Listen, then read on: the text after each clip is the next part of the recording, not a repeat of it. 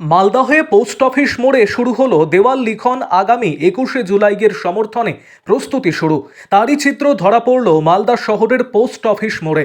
তৃণমূলের জেলা যুব তৃণমূল কংগ্রেসের কর্মী সমর্থকদের উদ্যোগে এই দেওয়াল লিখন করা হলো।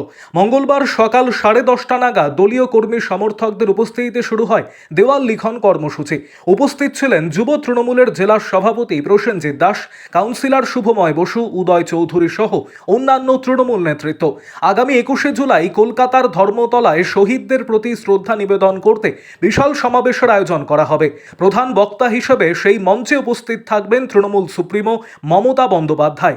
রাজ্যের অন্যান্য জেলার পাশাপাশি মালদা জেলা থেকেও প্রায় 15,000 কর্মী সমর্থক সেই সমাবেশে উপস্থিত হবেন।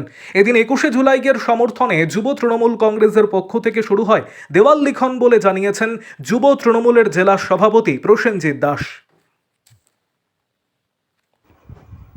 আরও আপডেট থাকতে আমাদের ভিডিও শেয়ার ও ফেসবুক পেজটিকে লাইক করে ফলো করে দিন। আমার নেতা তোমার নেতা অভিষেক ব্যানার্জি জিন্দাবাদ, জনগণ অধিনায়িকা মমতা ব্যানার্জি জিন্দাবাদ। ওই স্মরণে সবাই মিলে ধর্মতলা এগিয়ে।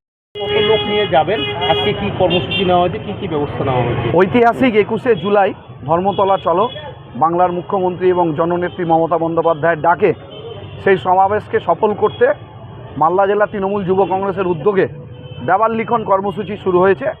146টা গ্রাম পঞ্চায়েতের এবং পৌরসভার বিভিন্ন ওয়ার্ডেই আমাদের তৃণমূল কংগ্রেসের নেতৃত্বের উদ্যোগে এই মেগা দেওয়াল লিখন কর্মসূচি শুরু হলো। আজকে এই ফোয়ারা মোড়ের এই দেওয়াল লিখন কর্মসূচি আনুষ্ঠানিকভাবে শুরু হচ্ছে।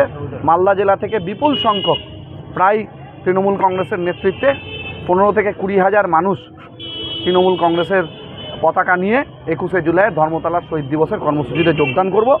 এইটাই আমাদের সকল নেতৃত্বের প্রতি বার্তা।